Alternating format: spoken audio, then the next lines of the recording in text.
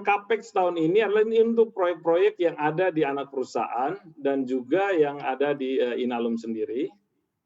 Kurang lebih tahun ini adalah $900 juta dan sepanjang 3 tahun ke depan itu totalnya adalah $2,7 miliar proyek yang akan kita biayai. Jadi tentu kalau detail proyek masing-masing anak perusahaan itu Bung Erwin bisa tanyakan ke masing-masing anak perusahaan yang TBK, tetapi dari sisi Mind ID itu ada proyek misalnya peningkatan dari kapasitas tungku atau pot upgrading di tempat kami di Kuala Tanjung.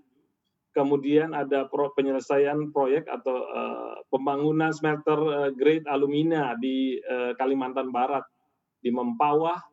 Kemudian ada juga penyelesaian pembangkit listrik yang ada di Halmahera. Kemudian ada Osmelt project untuk timah ya. Untuk timah juga ini dalam tahap penyelesaian itu bisa harusnya bisa diselesaikan tahun ini sampai dengan awal tahun depan. Ya kami mau nggak mau harus ada penyesuaian-penyesuaian dan juga misalnya kalau PTBA itu untuk penyelesaian Mine Mouth Power Plant di Sumatera Selatan yang kerjasama dengan mitra dari China. Ini tentu mau nggak mau terkena dampak dari COVID-19 ini dan harus ada penjadwalan. Nah total proyek-proyek ini di tahun ini kami akan spending kurang lebih $900 juta. Jadi dengan dan sebagai dirut dari Mind ID, Pak Oryas, ekspektasi Anda mengenai serapan Capex ini akan seperti apa? Serapan Capex ya seperti saya sampaikan tadi, saya ekspektasi dengan pergeseran 6 bulan atau lebih ini kemungkinan hanya 20% di tahun ini ya, kemungkinan ya, perhitungan saya kurang lebih 20%.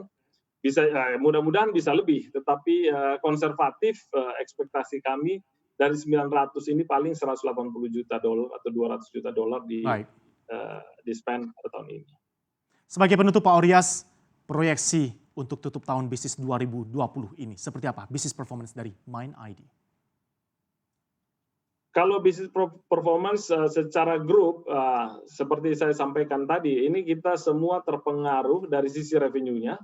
Kami akan coba untuk mempertahankan bisa sama atau kalau ada pengurangan dari tahun lalu, itu pada level dari sisi EBITDA ya.